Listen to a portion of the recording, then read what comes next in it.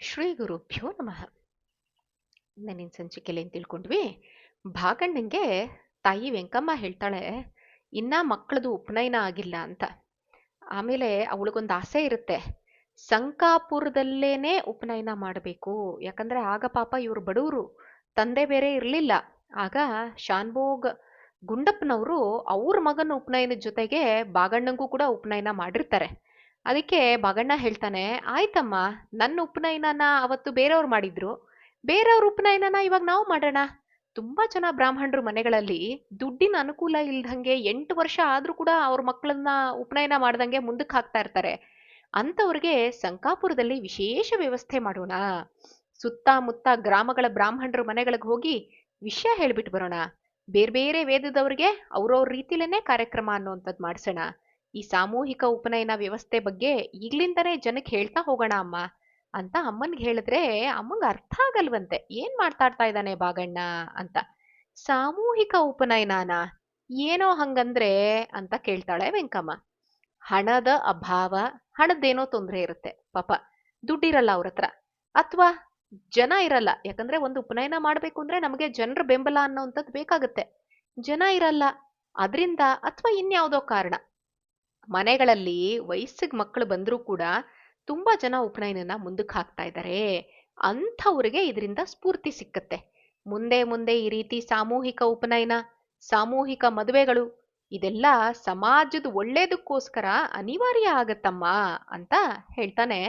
ಅಮ್ಮ ಮತ್ತೊಂದು ಪ್ರಶ್ನೆ ಹಾಕ್ತಾಳಂತೆ, ಅಲ್ಲ ಕಣೋ, ಅವ್ರವ್ರ ಬಂಧು ಬಳಗನೆಲ್ಲ ಕರ್ಕೊಂಡು ವೈಭವದಿಂದ ಮಾಡಬೇಕು ಅಂತ ತಂದೆ ತಾಯಿಗಳಿಗೆ ಅಪೇಕ್ಷೆ ಇರಲ್ವೇನೋ ಅಂತ ಹೇಳ್ತಾಳೆ. ಇರಬಾರ್ದು ಅಂತಾನೆ Baganna. This is what we need to concentrate on. ನಾನು ತುಂಬಾ ಸರಿ ಹೇಳ್ತೀನಿ, ದೇವ್ರ ಕಾರ್ಯ ಬೇರೆ, ಗೆಟ್ ಟುಗೆದರ್ ಬೇರೆ.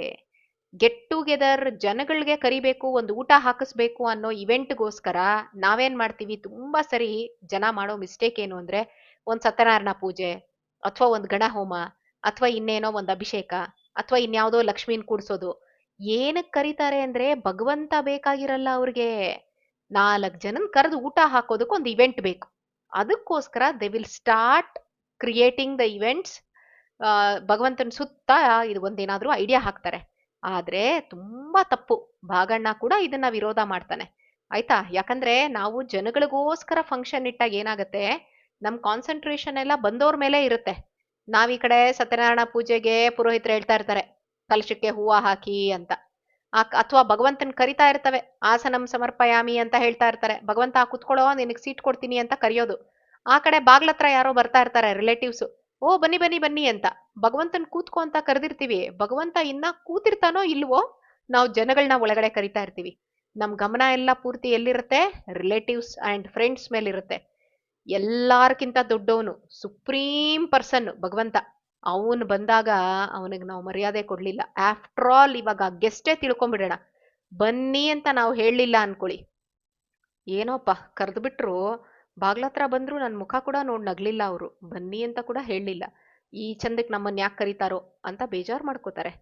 ಅಂಥದ್ರಲ್ಲಿ ಭಗವಂತನ್ಗೆ ಆಸನಂ ಸಮರ್ಪಯಾಮಿ, ಅರ್ಘ್ಯಂ ಸಮರ್ಪಯಾಮಿ ಇದನ್ನೆಲ್ಲ ಹೇಳ್ತೀವಲ್ಲ ನಾವು, ಅಂತ ಹೇಳ್ಬೇಕಾದ್ರೆ ಭಗವಂತನ ಮೇಲೆ ಕಾನ್ಸಂಟ್ರೇಟ್ ಮಾಡ್ಲಿಲ್ಲ ಅಂದ್ರೆ ಇನ್ನು ಅವನು ಹೆಂಗ್ ರಿಯಾಕ್ಟ್ ಮಾಡ್ಬೇಕು? ಅದಕ್ಕೆ ಆ ರೀತಿ ಮಾಡಬಾರ್ದು. ಗೆಟ್ ಟುಗೆದರ್ ಅಂದ್ರೆ ಕಂಪ್ಲೀಟ್ಲಿ ಗೆಟ್ ಟುಗೆದರ್. ಸುಮ್ನೆ ಊಟಕ್ಕೆ ಬನ್ನಿ ಅಂದ್ರೆ ಯಾರು ಬೇಕಾದ್ರೆ ಬರ್ತಾರೆ, ಇವಾಗೆಲ್ಲ ಏನ್ ಪ್ರಾಬ್ಲಮ್ ಇಲ್ಲ. ಊಟಕ್ಕೆ ಬನ್ನಿ ಅಂತ ಇನ್ವೈಟ್ ಮಾಡ್ಬೇಕು ಅವ್ರನ್ನ ಹೊರತು ಬೇರೆ ಯಾವ ಭಗವಂತನ ವಿಚಾರಗಳನ್ನು ಕ್ಲಬ್ ಮಾಡ್ಕೋಬಾರ್ದು. ಅದನ್ನೇ ಹೇಳ್ತಾರೆ, ತುಂಬಾ ಜನ ಏನ್ ಅನ್ಕೊಂಡಿರ್ತಾರೆ, ಬಂದು ಬಳಗ ಎಲ್ಲಾರನ್ನು ಕರ್ಸ್ಕೊಂಡು ವೈಭವದಿಂದ ಉಪನಯನ ಮಾಡೋಣ ಅಂತ ಅಪ್ಪ ಅಮ್ಮಂಗ್ ಇರಲ್ವೇನೋ ಅಂತ ಕೇಳಿದ್ರೆ ಬಾಗಣ್ಣ ಹೇಳ್ತಾನೆ, ಇರಬಾರ್ದು. ಬಂದು ಬಳಗನ್ ಕರಿಬೇಕು ಅಂದ್ರೆ ದುಡ್ಡು ಬೇಕು, ಅವ್ರಿಗೆ ಮತ್ತೆ ಊಟ ಹಾಕೋದಕ್ಕೆ ಇನ್ನೊಂದಷ್ಟು ಖರ್ಚಾಗತ್ತೆ. ಅದಕ್ಕೋಸ್ಕರ ಉಪನಯನ ಮುಂದೆ ಹಾಕ್ಬಾರ್ದಮ್ಮ. ಉಪನಯನ ಇಸ್ ದ ಮೇನ್ ಕಾನ್ಸೆಪ್ಟ್. 8 ವರ್ಷಕ್ಕೆ ಉಪನಯನ ಮಾಡ್ಬೇಕಂದ್ರೆ ಮಾಡ್ಬೇಕು. ನಮ್ಮ ಹತ್ರ ಇವಾಗ ದುಡ್ಡಿಲ್ಲ, ರಿಲೇಟಿವ್ಸ್ ನ ಕರೆದು ಟ್ರೀಟ್ಮೆಂಟ್ ಸರಿಯಾಗಿ ಕೊಡಕ್ ಆಗೋದಿಲ್ಲ, ಹಾಸ್ಪಿಟಾಲಿಟಿ ಅಂತ ಹೇಳಿ ಉಪನಯನ ಮುಂದೆ ಹಾಕುವಂಥದ್ದು ಫೂಲಿಶ್ನೆಸ್. ನಮ್ಗೆ ಈ ಪ್ರಶ್ನೆ ಬರಲ್ಲ ಬಿಡು, ನಾವೆಲ್ಲರನ್ನೂ ಕರೆಯೋಣ. ಉಪನಯನ ಮಾಡಿಸೋ ಅಪ್ಪ ಅಮ್ಮ ಎಷ್ಟು ಜನ ಬೇಕಾದ್ರೆ ಬಂದು ಬಳಗದವ್ರನ್ನ ಕರ್ಕೊಂಬರ್ಲಿ, ಹುಡುಗನ್ಗೆ ಉಪನಯನ ಆದ್ಮೇಲೆ ಸಂಧ್ಯಾ ವಂದನಾದಿದು ಕರ್ಮಾಂಗ ಎಲ್ಲ ಒಂದೇ ದಿನ ಗೊತ್ತಾಗ್ಬಿಡತ್ತಾ? ಹೆಂಗ್ ಗಾಯತ್ರಿ ಮಾಡ್ಬೇಕು, ಯಾವ ತರ ಆಚಮನ ಮಾಡ್ಬೇಕು, ಪ್ರಾಣಾಯಾಮ ಹೆಂಗ್ ಮಾಡ್ಬೇಕು, ಜಪ ಅದೆಲ್ಲ ಗೊತ್ತಾಗ್ಬೇಕಲ್ಲ ಹುಡುಗನ್ಗೆ. ಅದನ್ನೆಲ್ಲ ಅದಕ್ಕೋಸ್ಕರ ಆ ಕರ್ಮಾಂಗನ ಯಾವ ರೀತಿ ಮಾಡ್ಬೇಕು ಅಂತ ಹೇಳೋದಕ್ಕೆ ಅಂತ ಪುರೋಹಿತ್ರನ್ನ ನಾವೇ ಅಪಾಯಿಂಟ್ ಮಾಡೋಣ. 2 ಪಕ್ಷಗಳ ಕಾಲ, ಪಕ್ಷ ಅಂದ್ರೇನು, ಕೃಷ್ಣ ಪಕ್ಷ ಶುಕ್ಲ ಪಕ್ಷ, 15 ಡೇಸ್, 30 ಡೇಸ್, 1 ತಿಂಗಳು ಈ ಶಿಬಿರದಲ್ಲಿ ಹುಡುಗರ ಜೊತೆ ಬಂದು ಬಳಗದವರು ಕೂಡ ಆರಾಮಾಗಿರ್ಬೋದು, ಜೊತೆಲಿರ್ಬೋದು. ಯಾವ ಮನೇಲಿ ಉಪನಯನಕ್ಕೆ ಒಂದು ಹುಡುಗ ಸಿಕ್ಕದ ಅಂದ್ರೆ ಅಯ್ಯೋ ಹುಡುಗ ಹುಟ್ಟದ್ನಲ್ಲಪ್ಪ, ಒಂದು ಖರ್ಚಿನ ಬಾಪ್ತು, ಇವನಿಗೊಂದು ಉಪನಯನ ಮಾಡಬೇಕು ಅಂತ ಅನ್ನೋ ಪರಿಸ್ಥಿತಿ ಬಂದ್ಬಿಟ್ಟಿದೆ. ಅದು ಹೋಗಿ ಬಳಗದವರೆಲ್ಲ 1 ತಿಂಗಳ ಕಾಲ ಆರಾಮಾಗಿ ಒಟ್ಟಿಗೆ ಇರ್ಲಮ್ಮ ಅಂತ ಸೌಭಾಗ್ಯ ತಂದ್ಕೊಟ್ಟ ನಮ್ಮ ಮಗ ಅಂತ ಜನ ಖುಷಿ ಬೀಳ್ಲಿ ಬಿಡು. ಆ ದಿನ ಪ್ರತಿ ದಿನ ಕೂಡ ಸೆಲೆಬ್ರೇಷನ್ನೇ.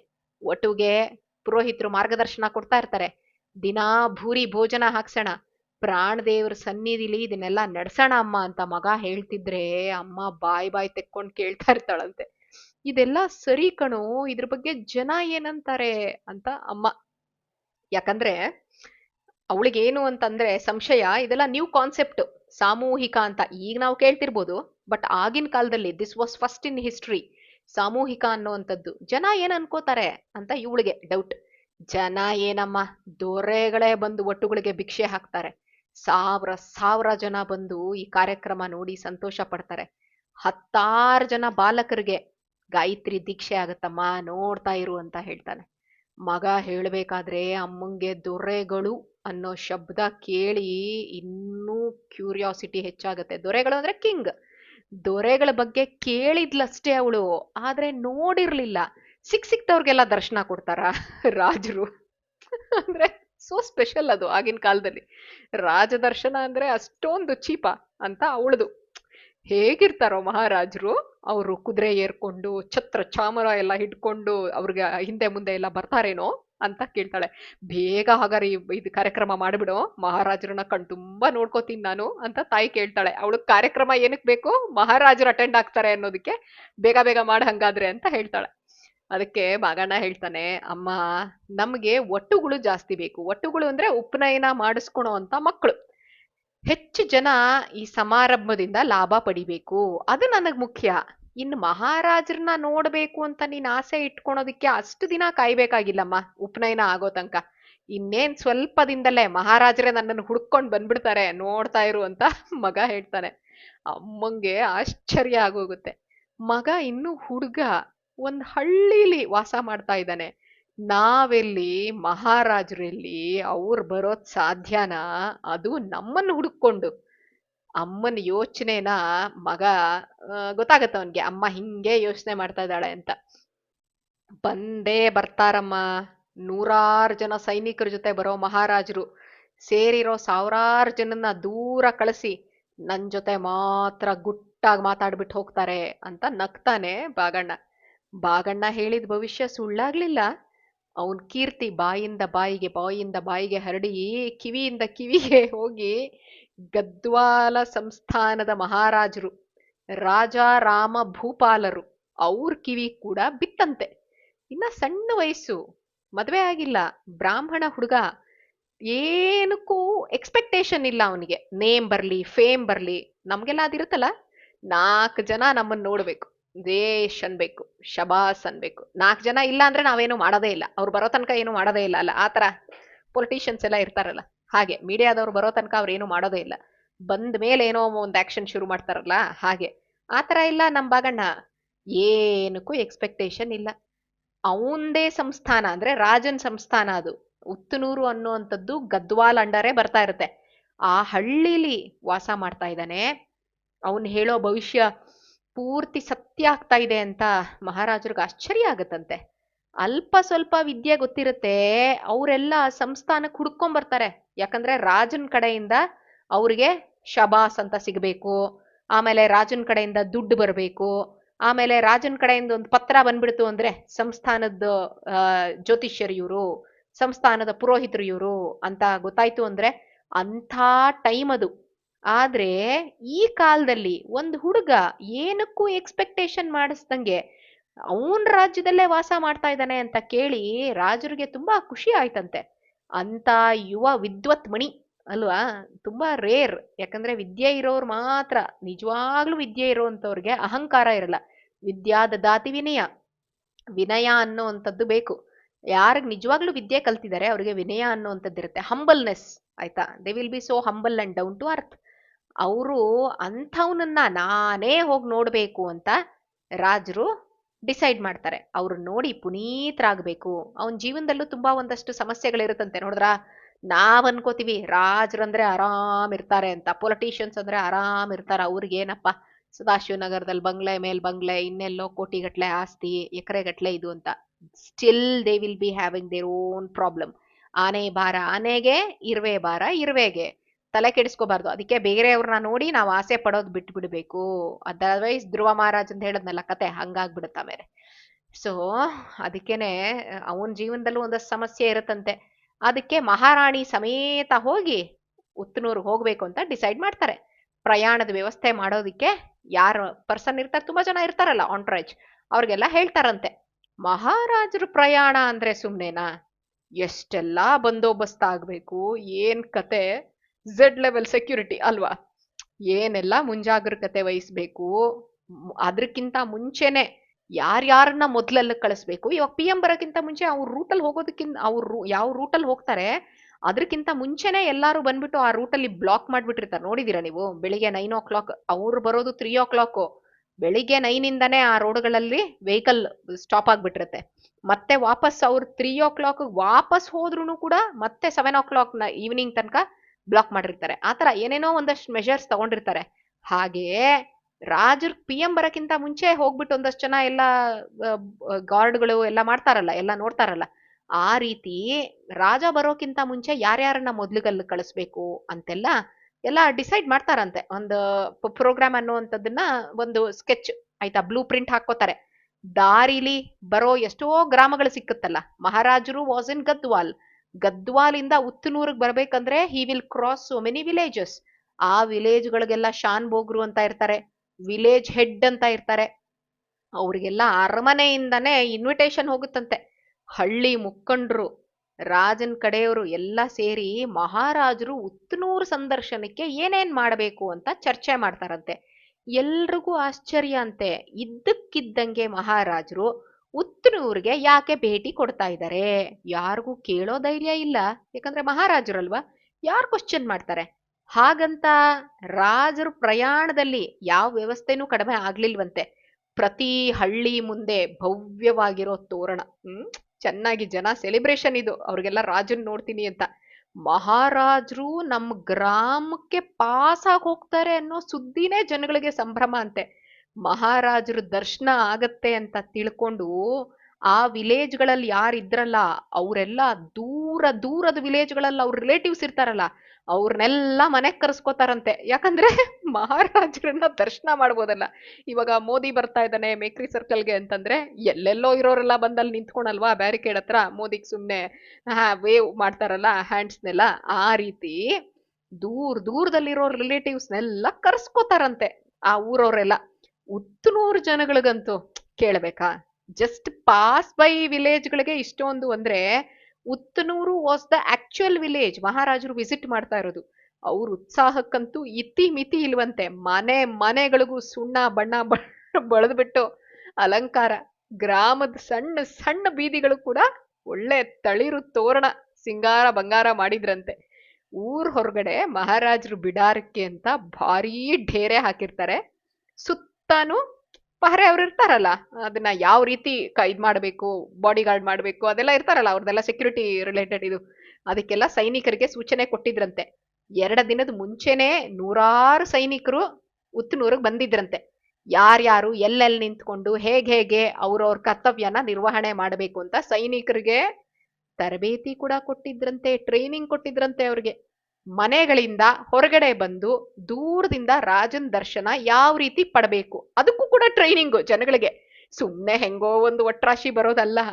ರಾಜನ್ನ ನೋಡ್ಬೇಕು ಅನ್ನೋರು ಮನೆ ಹೊರಗಡೆ ಯಾವ ತರ ಬರ್ಬೇಕು, ಯಾವ ತರ ಡ್ರೆಸ್ ಹಾಕೊಂಡಿರ್ಬೇಕು ಅನ್ನೋದು ಕೂಡ ಡಂಗೂರ ಹೊಡ್ಸಿದ್ರಂತೆ. ಯಾವ್ದೋ ಬನಿಯನ್ ಹಾಕೊಂಡು ಅಥವಾ ಮೇಲೊಂದೇನೋ ಶಾಲ್ ಹಾಕೊಂಡು ರಾಜನ್ ನೋಡಕ್ ಆಗೋದಿಲ್ವಲ್ಲ, ಟವಲ್ ಹಾಕೊಂಡು. ಸ್ವಲ್ಪ ರಾಜನ್ ಮೀಟ್ ಮಾಡ್ತಾ ಇದ್ದಾರೆ, ನೋಡ್ತಾ ಇದ್ದಾರೆ ಅಂದ್ರೆ ಚೆನ್ನಾಗಿರೋ ಬಟ್ಟೆ ಹಾಕೋಬೇಕಲ್ಲ ಅವರು. ಹಾಗಾಗಿ ಡಂಗೂರ ಹೇಳಿ ಮೊದ್ಲೇನೆ ಜನಗಳಿಗೂ ರೆಡಿ ಮಾಡಿರ್ತಾರೆ. ಸುತ್ತಮುತ್ತ ಗ್ರಾಮಗಳ ಶಾನುಭೋಗರುಗಳು, ಪಟೇಲ್ರು 1 ವಾರ ಮುಂಚೆನೆ ಬಂದು ಉತ್ತನೂರಿಗೆ ಬಂದಿರ್ತಾರಂತೆ. ಪ್ರತಿ ಮನೆ ಕೂಡ ಬಂಧು ಬಳಗ ರಿಲೇಟಿವ್ಸ್ಗಳಿಂದ ತುಂಬ ಹೋಗ್ಬಿಟ್ಟಿತ್ತಂತೆ. ಎಲ್ಲಾ ಕಡೆ ಸಂಭ್ರಮನೋ ಸಂಭ್ರಮ, ಎಲ್ಲಾ ಕುಟುಂಬದಲ್ಲೂ ಉಲ್ಲಾಸನೋ ಉಲ್ಲಾಸ. ಇದ್ಯಾವುದು ಕೂಡ ಇಷ್ಟು ಇಡೀ ಹಳ್ಳಿ ಉತ್ತನೂರು ಅಷ್ಟೊಂದು ಸಿಂಗಾರ ಬಂಗಾರ ಮಾಡ್ಕೊಂಡಿದೆ. ಉತ್ತನೂರಿಗೆ ಬರ್ಬೇಕಾದ್ರೆ ಗದ್ವಾಲಿಂದ ಅವನು ಯಾವ್ಯಾವ ಗ್ರಾಮಗಳ ಮೇಲೆ ಪಾಸ್ ಆಗ್ತಾನೆ ರಾಜ, ಆ ಗ್ರಾಮದವ್ರು ಅಷ್ಟೊಂದು ಖುಷಿ ಪಟ್ಟಿದ್ದಾರೆ. ಬಟ್ ಆಕ್ಚುಲ್ ಆಗಿ ಯಾರನ್ನ ಮೀಟ್ ಮಾಡಕ್ ಬರ್ತಾ ಇದ್ದಾನಲ್ಲ ರಾಜ, ಬಾಗಣ್ಣನ್ನ, Baganna was the only one person in the entire village ತಲೆ ಕೆಡಿಸ್ಕೊಂಡಂಗೆ ಅವನಾಯ್ತು ಅವನ್ ಪಾಡಾಯ್ತು ಅಂತ ಇದ್ದವನಂತೆ. ಮಹಾರಾಜರ ದರ್ಶನಕ್ಕೆ ಅಂತ ಉತ್ತನೂರಿಗೆ ಬಂದಿರೋ ಜನ ಬಾಗಣ್ಣನ ಹತ್ರ ಕಣಿ ಕೇಳಕ್ಕೆ ಬರ್ತಾ ಇದ್ದಿದ್ರಿಂದ ಬಾಗಣ್ಣಂಗೆ ಅಂದ್ರೆ ಬೇರೆ ಬೇರೆ ಕಡೆಯಿಂದ ಉತ್ತನೂರಿಗೆ ಬರ್ತಾ ಇದ್ರು. ಏನಕ್ಕೆ ಬಂದಿದ್ದವರು? ಮಹಾರಾಜರು ದರ್ಶನ ಮಾಡ್ಬೇಕು ಅಂತ ಬಂದಿದ್ದು. ಆಮೇಲೆ ಅವ್ರಿಗೆ ಗೊತ್ತಾಯ್ತಂತೆ ಇಲ್ಲಿ ಬಾಗಣ್ಣ ಹೆಂಗೋ ಜ್ಯೋತಿಷ್ಯ ಹೇಳ್ತಾ ಇದ್ದಾನೆ, ಹೆಂಗೂ ಬಂದಿದೀವಿ ಅಷ್ಟು ದೂರದಿಂದ, ಒಂದು ಕೇಳೇ ಬಿಡೋಣ ಕಣಿನ ಅಂತ ಬಾಗಣ್ಣನ ಹತ್ರ ಬರಕ್ ಶುರು ಮಾಡಿದ್ರಲ್ಲ. So Baganna income was raised, ಚೆನ್ನಾಗಿ ದುಡ್ಡು ಬರಕ್ ಶುರುವಾಯ್ತು. ಆಯ್ತಾ, ಬಾಗಣ್ಣ ಅವನ್ ಪಾಡ್ಗವನಿದ್ದ. ರಾಜರು ಉತ್ತನೂರಿಗೆ ಆನ್ ಟೈಮ್ ಬರ್ತಾರೆ. ಬಂದ ತಕ್ಷಣ ರಾಜ ಬರ್ತಾ ಇದ್ದಾನೆ ಅಂತ ಗೊತ್ತಾಗ್ಬೇಕಲ್ಲ, ಕೊಡ್ಬೇಕಲ್ಲ ಒಂದಷ್ಟು ಕ್ಲೂ. ಇದನ್ನ ಕೊಂಬು, ಕಹಳೆಗಳು, ಭೇರಿ, ಶಂಖ ಎಲ್ಲ, ಡುಮ್ಟಕ ಎಲ್ಲಾನು ಜೋರಾಗಿ ಮೊಳಗಕ್ಕೆ ಶುರುವಾಗುತ್ತೆ. ಆಯ್ತಾ, ತುಂಬಾ ಕುಶಾಲ್ ತೋಪುಗಳನ್ನ, ಇವಾಗೆಲ್ಲ ಗನ್ಗಳನ್ನೆಲ್ಲ ಇದ್ ಮಾಡ್ತಾರಲ್ಲ, ಗಾಳಿಲೆಲ್ಲ ಗುಂಡು ಹೊಡಿತಾರಲ್ಲ, ಆತರ ಅದೆಲ್ಲ ಬಂದ್ರಂತೆ ರಾಜ ಬಂದ ಅಂತ. ಊರ್ ಹೊರಗಡೆ ಡೇರೆಯಲ್ಲಿ ದೊಡ್ಡ ದೊಡ್ಡ ಸೈನ್ಯಕ್ಕೆ ಅಧಿಕಾರಿಗಳು ಬಿಡಾರ ಮಾಡಿದ್ರೆ, ಇನ್ನ ಒಂದು ದೊಡ್ಡ ಡೇರೆಯಲ್ಲಿ ಮಹಾರಾಜ ಮಹಾರಾಣಿ ಜೊತೆಗೆ ಬಂದು ಇಳಿತಾರೆ. ಅರಮನೆ ಸಖಿಯರು ಯಾರು ಇರ್ತಾರಲ್ಲ, ಮೇಡ್ ಸರ್ವೆಂಟ್ಸ್, ಅವರೆಲ್ಲ ಡೇರೆ ಸುತ್ತ ಬಂದು ನಿಂತ್ಕೋತಾರಂತೆ. ಮಹಾರಾಜರದು ಆಕ್ಚುಯಲ್ ಪ್ರೋಗ್ರಾಮ್ ಏನು ಅಂತ ಯಾರಿಗೂ ಗೊತ್ತಿಲ್ಲ. ಮಹಾರಾಜ ಹ್ಯಾಡ್ ಜಸ್ಟ್ ಟೋಲ್ಡ್ ಉತ್ತನೂರಿಗೆ ಹೋಗ್ಬೇಕು ನಾನು, ರೆಡಿ ಮಾಡಿ ನನ್ನ ಪ್ರಯಾಣಕ್ಕೆ ಅಷ್ಟೇ ಹೇಳಿದ್ದ ಹೊರತು ವೈ ಉತ್ತನೂರು, ಏನಕ್ಕೆ ಹೋಗ್ತಾ ಇದ್ದೀರಾ, ಯಾರ್ಗ ಮೀಟ್ ಮಾಡಕ್ ಹೋಗ್ತಾ ಇದ್ದೀರಾ, ಅದು ಯಾರಿಗೂ ಗೊತ್ತಿಲ್ಲ. ಆಯ್ತಾ, ಉತ್ತನೂರಿನ ಶಾನ್ಭೋಗ್ರು, ಉತ್ತನೂರಿನ ಪಟೇಲ್ರು ಇದ್ರಲ್ಲ, ಅವರು ಸೊಂಟಕ್ಕೆ ಬಟ್ಟೆ ಕಟ್ಕೊಂಡು ದೂರದಲ್ಲಿ ನಿಂತಿದ್ರಂತೆ. ಅವ್ರಿಗೆ ಭಾರಿ ಖುಷಿ ಅಂತೆ. ಯಾಕಂದ್ರೆ ಬೇರೆ ವಿಲೇಜ್ ಶಾನ್ಭೋಗ್ರು ಪಟೇಲ್ರಕ್ಕಿಂತ ಇವ್ರಿಗೆ ಜಾಸ್ತಿ ರೆಸ್ಪೆಕ್ಟ್. ಯಾಕಂದ್ರೆ ಉತ್ತನೂರ್ಗೆ ಬಂದಿರೋದಲ್ವಾ ಮಹಾರಾಜ, ಅದಕ್ಕೋಸ್ಕರ ಭಾರಿ ಖುಷಿಯಾಗಿದ್ರಂತೆ ಇವರಿಬ್ರು. ಊರಿನ ಶಾನ್ಭೋಗನ ಡೇರೆ ಒಳಗಡೆ ಬಾ ಅಂತ ಮಹಾರಾಜರು ಕರೆದ್ರಂತೆ. ರಾಜರು ಒಳ್ಳೆ ರೀತಿ ನೋಡಿದ್ರು ಕಷ್ಟನೇ, ರಾಜರು ನೋಡದೇ ಇದ್ರು ಕಷ್ಟನೇ. ಈಗ ರಾಜ ಏನ್ ಮಾಡ್ತಾ ಇದ್ದಾನೆ, ಬರೀ ಶಾನ್ಭೋಗ್ರನ್ ಮಾತ್ರ ಒಳಗಡೆ ಬಾ ಅಂತ ಕರಿತಾ ಇದ್ದಾನೆ. ಶಾನ್ಭೋಗ್ರನ್ ಮಾತ್ರ ಒಳಗಡೆ ಬನ್ನಿ ಅಂತ ಕರೆದ್ರಲ್ವಾ, ಶಾನ್ಭೋಗ್ರಿಗೆ ಹೆದರಿಕೆ ಶುರುವಾಯ್ತಂತೆ. ಆಗ ಶಾನ್ಭೋಗ್ರು ಹೆದರ್ಕೊಂಡೆ ಡೇರೆ ಒಳಗಡೆ ಬರ್ತಾರೆ. ರಾಜ ಕೇಳ್ತಾನಂತೆ, ನಿಮ್ ಗ್ರಾಮದಲ್ಲಿ ಭಾಗಣ್ಣ ಅನ್ನೋ ಹುಡುಗನ ಬಗ್ಗೆ ನಿಮ್ಗೇನ್ ಗೊತ್ತು ಅಂತ ಕೇಳ್ತಾರಂತೆ. ಶಾನ್ಭೋಗ್ರು ತಬ್ಬಿಬ್ಬಾಗ್ಬಿಟ್ರಂತೆ. ಯಾವ ಭಾಗಣ್ಣನ ಬಗ್ಗೆ ಇವ್ರು ಕೇಳ್ತಾ ಇದ್ದಾರೆ ಅನ್ನೋ ಯೋಚನೆ ಇವ್ರಿಗೆ.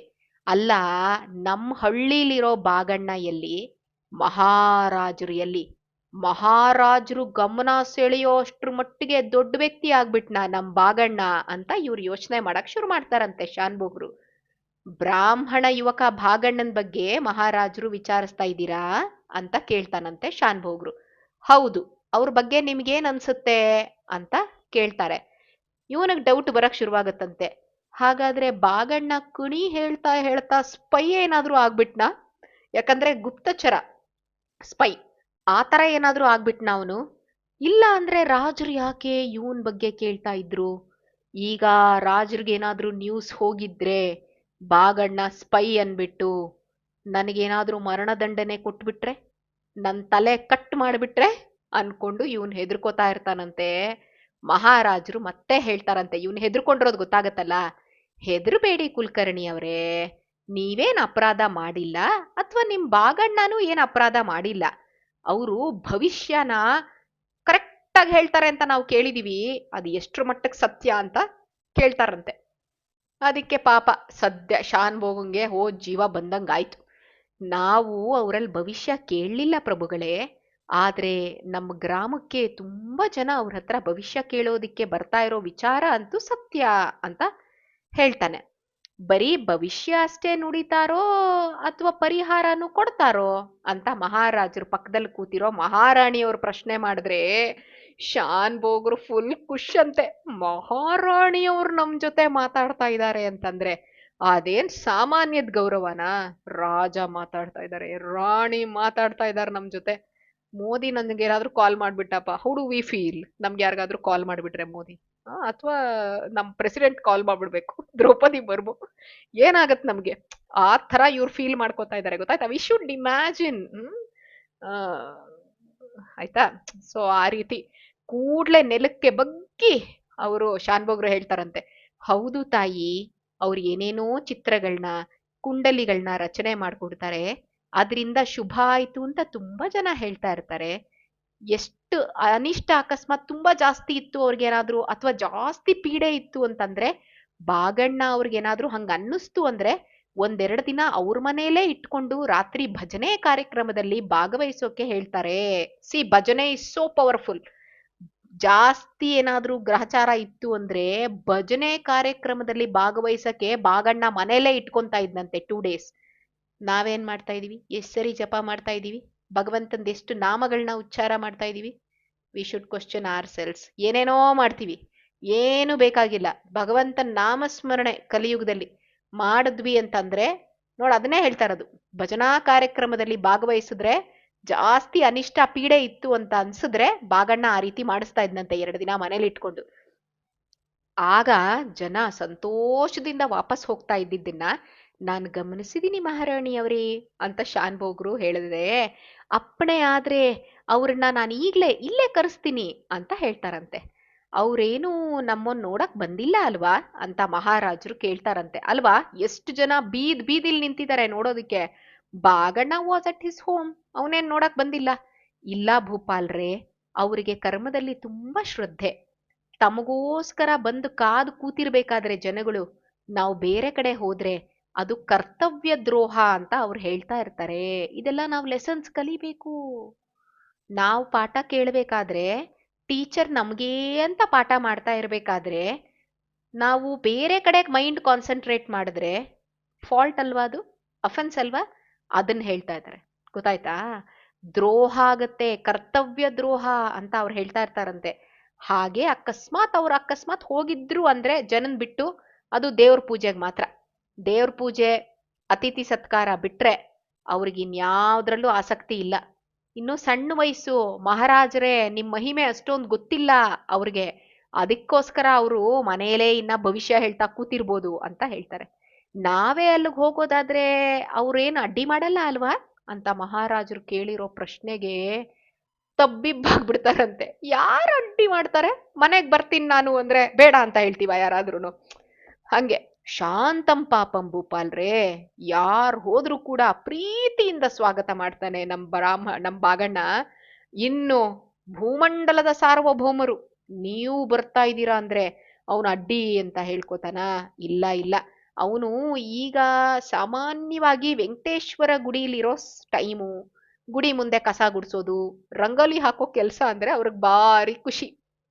ಯಾರು ಖುಷಿ ಆಗತ್ತೆ? ಕಸ ಗುಡ್ಸೋ ಕೆಲ್ಸ, ರಂಗೋಲಿ ಹಾಕೋ ಕೆಲ್ಸ ಬಾಗಣ್ಣಂಗೆ ಭಾರಿ ಖುಷಿ. ಆದ್ರೆ ಮಹಾರಾಜರು ಬಂದಿರೋದ್ರಿಂದ ಗ್ರಾಮದಲ್ಲಿ ಯಾರ್ಯಾರನೋ ಹೆಂಗೆಂಗೋ ಓಡಾಡಕ್ ಬಿಡಂಗಿಲ್ಲ, ತುಂಬಾ ರಿಸ್ಟ್ರಿಕ್ಟ್ ಮಾಡಿದ್ರಂತೆ ಅವಾಗ. ಅದಕ್ಕೆ ಬೀದಿಲೆಲ್ಲ ರಾಜಭಟ್ರು ಇರೋದ್ರಿಂದ ಅವ್ರು ಮೋಸ್ಟ್ಲಿ ಮನೆಯಲ್ಲೇ ಇರಬಹುದೇನೋಪ್ಪ ಅಂತ ಶಾನ್ಭೋಗ್ರು ಹೇಳ್ತಾರೆ. ಕೂಡ್ಲೆ ಸಿದ್ಧ ಆಗೋ ರೀತಿ ರಾಜರು ರಾಣಿಗೆ ಹೇಳ್ತಾರೆ. ತಟ್ಟೆ ತುಂಬಾ ಹಣ್ಣು ಕಾಯಿ ಇಟ್ಕೊಂಡು ಮಹಾರಾಣಿ ಮತ್ತೆ ಸಖಿಯರು ಸಿದ್ಧಕ್ ನಿಂತ್ಕೊಂಡ್ಬಿಡ್ತಾರೆ. ರಾಜಭಟ್ರಿಗೆ ಯಾವ ಸೂಚನೆನೂ ಕೊಡ್ದಂಗೆ ಮಹಾರಾಜರು ರಾಣಿ ಸಮೇತ ಡೇರೆಯಿಂದ ಹೊರಗಡೆ ಬಂದಿದ್ ನೋಡಿ ಸೈನಿಕರಿಗೆ ಹೆದರಿಕೆ ಆಗೋಗುತ್ತಂತೆ. ಸೈನಿಕರಿಗೊಬ್ಬ ಅಧಿಕಾರಿ ಇರ್ತಾರಲ್ಲ, ಸೈನ್ಯಾಧಿಕಾರಿ, ಅವರಂತೂ ಇನ್ನೂ ಹೆದರ್ಕೊಂಡ್ಬಿಡ್ತಾರಂತೆ. ಮಹಾರಾಜರು ಹೇಳ್ತಾರಂತೆ, ಸ್ವಲ್ಪ ಜನ ಮಾತ್ರ ನಮ್ ಹಿಂದೆ ಬನ್ನಿ, ನಾವು ಹೋಗೋ ಮನೆ ಸುತ್ತಮುತ್ತ ದೂರದಲ್ಲೇ ನೀವೆಲ್ಲ ನಿಂತ್ಕೊಂಡಿರ್ಬೇಕು. ಅಂಗರಕ್ಷಕರು ಅಂದ್ರೆ ಬಾಡಿ ಗಾರ್ಡ್ಸ್, ನೀವು ಕೂಡ ಒಳಗಡೆ ಬರಬಾರ್ದು ಅಂತ ಹೇಳಿ ಬಾಗಣ್ಣನ ಮನೆಗೆ ನಮ್ಮನ್ನ ಕರ್ಕೊಂಡೋಗಿ ಅಂತ ಶಾನ್ಭೋಗ್ರಿಗೆ ಹೇಳ್ತಾರಂತೆ. ಯಾಕಂದ್ರೆ ಇವ್ರಿಗೆ ಗೊತ್ತಿಲ್ವಲ್ಲ ಬಾಗಣ್ಣನ ಮನೆ, ಊರ್ ಶಾನ್ಭೋಗಂಗ್ ಗೊತ್ತಿರುತ್ತಲ್ಲ. ಶಾನ್ಭೋಗಂಗೆ ಎಂತ ಚಾನ್ಸ್? ದೊಡ್ಡ ದೊಡ್ಡ ಸೈನ್ಯಾಧಿಪತಿಗಳಿಗಿಲ್ದೇ ಇರೋ ಮಹಾಭಾಗ್ಯ ನಮಗ್ ಸಿಕ್ಕಿದೆ ಅಂತ ಹೇಳಿ ಶಾನ್ಭೋಗ್ರು ಆನಂದ ಪಟ್ರಂತೆ. ಶಾನ್ಭೋಗ್ರನ್ನ ಮುಂದೆ ನಡೆಯಕ್ ಬಿಟ್ಟಿದ್ದಾರೆ, ಯಾಕಂದ್ರೆ ಅವನನ್ನ ಫಾಲೋ ಮಾಡ್ಕೊಂತಾನೆ ಹೋಗ್ಬೇಕು, ಅವನ್ಗಲ್ವಾ ದಾರಿ ಗೊತ್ತಿರೋದು. ಮಹಾರಾಜರು ಔದಾರ್ಯ, ಏನ್ ಕರುಣೆ ಅಂತ ಹೇಳಿ ಮನಸ್ಸು ಹಂಗೆ ನೀರಾಗ್ಬಿಡ್ತಂತೆ. ಹೆಮ್ಮೆಯಿಂದ ಮುಂದೆ ನಡ್ಕೊಂಡು ಹೋಗ್ತಾ ಇದ್ರಂತೆ. ಗ್ರಾಮದ ಬೀದಿಲಿ ಮಹಾರಾಜರು ಮಹಾರಾಣಿ ಮತ್ತೆ ಆಂಟ್ರಾಜ್ ಬರ್ತಾ ಇದ್ರೆ ಜನ ಕಣ್ಣು ಬಿಟ್ಕೊಂಡು ನೋಡ್ತಾ ನಿಂತ್ಕೊಂಡ್ರಂತೆ. ಮಹಾರಾಜರು ಒಳಗಡೆ ಬಂದಾಗ ಬಾಗಣ್ಣ ಏನೋ ಬರಿತಾ ಕೂತಿದ್ನಂತೆ. ಅದಕ್ಕೂ ಮೊದಲು ಬಂದವ್ರನ್ನ ಅವನು ಕಳಿಸಿದ್ದ. ಎಲ್ಲಾರು ಬಂದವರೆಲ್ಲ ಹೋಗಾಗಿತ್ತು. ವೆಂಕಮ್ಮ ನೋಡ್ತಾ ಇದ್ಲಂತೆ. ಈಗ ಮಹಾರಾಜರು ಮಹಾರಾಣಿ 10-20 ಜನ ಸಖಿಯರು ಮನೆ ಒಳಗಡೆ ಪ್ರವೇಶ ಮಾಡಿದ್ ನೋಡಿ ಫುಲ್ಲು ತಬ್ಬಿಬ್ಬಾಗ್ಬಿಟ್ಲಂತೆ. ಮಗನ್ಗೆ ಏನ್ ಹೇಳ್ಬೇಕು ಅಂತ ಅವಳಿಗೆ ಗೊತ್ತಾಗಿಲ್ಲ, ಯಾಕಂದ್ರೆ ಮಗ ಏನೋ ಬರಿತಾ ಕೂತಿದ್ನಲ್ಲ. ಬಾಗಣ್ಣ ಮಾತ್ರ ವಾಸ್ ಕೂಲ್ ಗೈ, ತುಂಬಾ ಆರಾಮಿದ್ರಂತೆ. ಸ್ವಲ್ಪ ಕೂಡ ಆಶ್ಚರ್ಯ ಆಗ್ಲಿಲ್ವಂತೆ, ಕಂಡು ಬರ್ಲಿಲ್ಲ. ಯಾಕೆ ಗೊತ್ತಾ, ಭಗವಂತನ್ನೇ ನೋಡಿರೋ ಅಂತವ್ರವ್ರು. ಭಗವಂತನ್ಕಿಂತ ದೊಡ್ಡವ್ರು ಯಾರಿರೋದಕ್ ಸಾಧ್ಯ? ಹಾಗಾಗಿ ಅವ್ರೇನ್ ಆಶ್ಚರ್ಯ ಪಡ್ಲಿಲ್ಲ. ಮಹಾರಾಜರು ಮನೆ ಒಳಗಡೆ ಪ್ರವೇಶ ಮಾಡಿದ ತಕ್ಷಣ ಎದ್ದು ಬಂದು ಮಹಾರಾಜರು ಕೈ ಹಿಡ್ಕೊಂಡು ಮಹಾರಾಜರನ್ನ ಒಳಗಡೆ ಬರೋ ರೀತಿ ರಿಕ್ವೆಸ್ಟ್ ಮಾಡ್ತಾರೆ. ಹಾಗಾದ್ರೆ ಮಹಾರಾಜರು ಮತ್ತೆ ಭಾಗಣ್ಣ ಇವ್ರ ಮಧ್ಯೆ ಯಾವ ರೀತಿ ಕಾನ್ವರ್ಸೇಷನ್ ಅನ್ನುವಂಥದ್ದು ನಡೆಯುತ್ತೆ, ಏನ್ ಮಾತಾಡ್ತಾರ ಅವರಿಬ್ರು ಅನ್ನೋದನ್ನ ನಾಳಿನ ಸಂಚಿಕೆಯಲ್ಲಿ ತಿಳ್ಕೊಳ್ಳೋಣ ಅಂತ ಹೇಳ್ತಾ, ಮಧ್ವಾಂತರ್ಗತ ಶ್ರೀಕೃಷ್ಣಾರ್ಪಣಮಸ್ತು.